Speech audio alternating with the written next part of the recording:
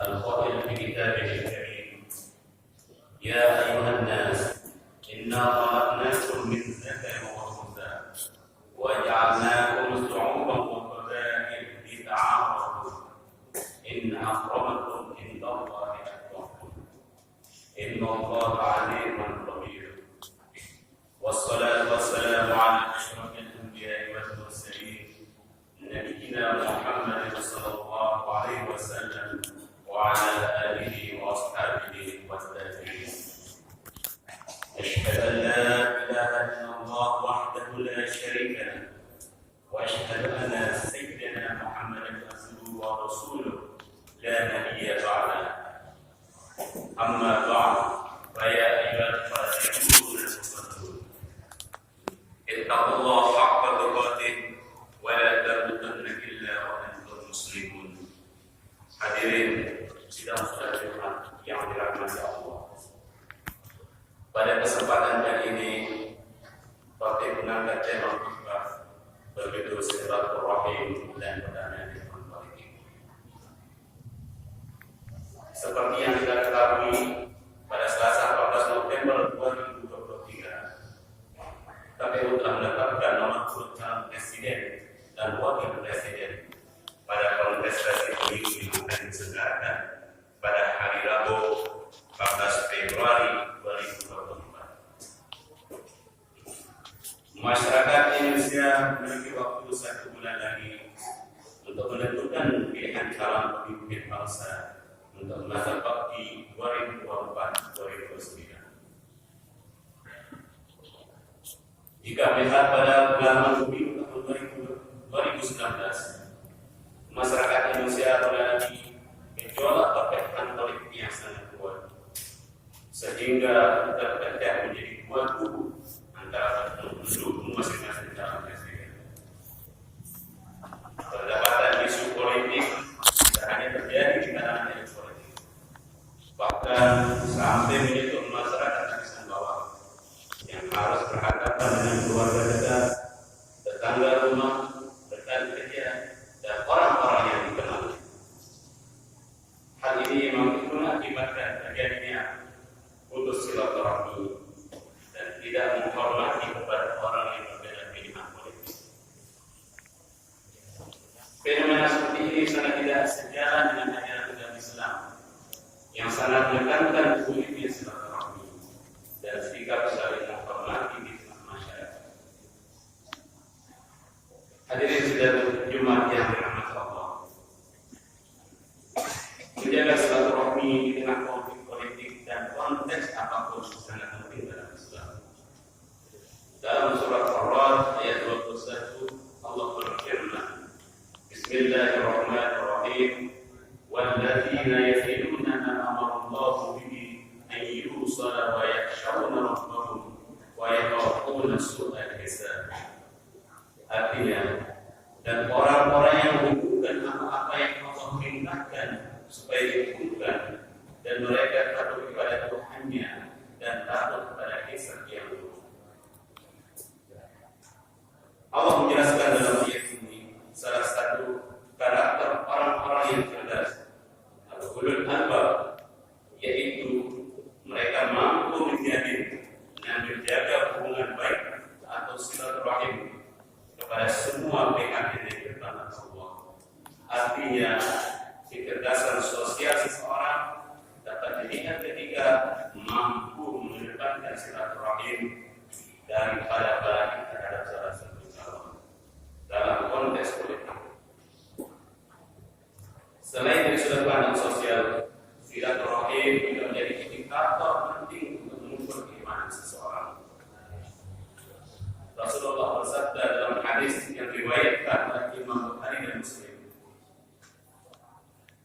An Abi Hurairah radhiyallahu anhu, anna Nabi sallallahu alaihi wasallam qala, man kana yu'minu billahi wal yawmil akhir falyukrim dhayfahu, wa man kana yu'minu billahi wal yawmil akhir falyasil rahimahu, wa man kana yu'minu billahi wal yawmil akhir falyaqul khairan aw liyasmut.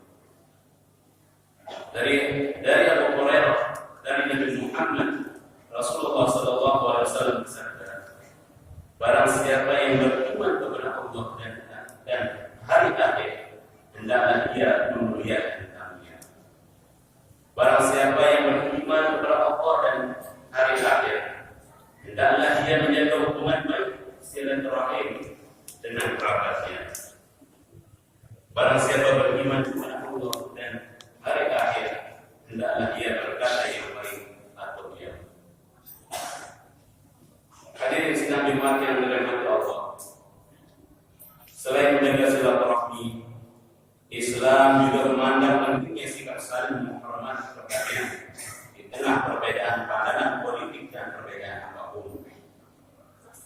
Sikap saling menghormati bisa dilakukan dengan menahan diri untuk tidak menghina orang lain yang berbeda pandangan politik. Kita juga tidak boleh menghina tokoh yang didukung, seperti yang sudah kita alami pada tahun 2019 ketika muncul istilah cebong dan kampret untuk mengungkap hinaan kepada orang yang berbeda politik. Hal ini sudah secara tegas dilarang oleh Allah dalam surat Al-Hujurat ayat 11. Bismillahirrahmanirrahim. Ya ayyuhalladzina amanu la yasfar qaumun min qaumin asa an yakuna khairan minhum wa la nisa'un min nisa' asa an yakuna khairan minhun wa la talmizu anfusakum wa la tanabazu bil alqab bi'sal ismul fusuq ba'dal iman wa man lam yatub fa ulaika humul zalimun. Wahai orang-orang yang beriman, janganlah suatu kaum yang lain, karena boleh jadi mereka yang orang itu lebih baik daripada mereka yang mengolok.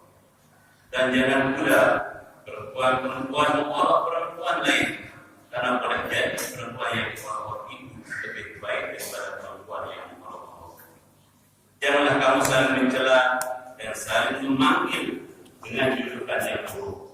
Seburuk-buruk panggilan adalah panggilan fasik setelah iman. Siapa yang tidak bertobat, mereka itu orang-orang lain. Hadirin sidang Jumat rahimahullah. Perilaku menghina sebagai bentuk perilaku orang fasik dikategorikan sebagai perilaku yang berdampak dosa besar. Hal ini senada dengan apa yang disampaikan Rasulullah Sallallahu Alaihi Wasallam dalam sebuah hadis yang diriwayatkan oleh Imam Bukhari. An Abdullah qala qala Rasulullah Sallallahu Alaihi Wasallam sibabul muslim fusuq wa qitaluhu kufur. Dari Abdullah, ia berkata, Rasulullah bersabda, menghina seorang muslim adalah kefasikan, sedangkan membunuhnya adalah kekufuran.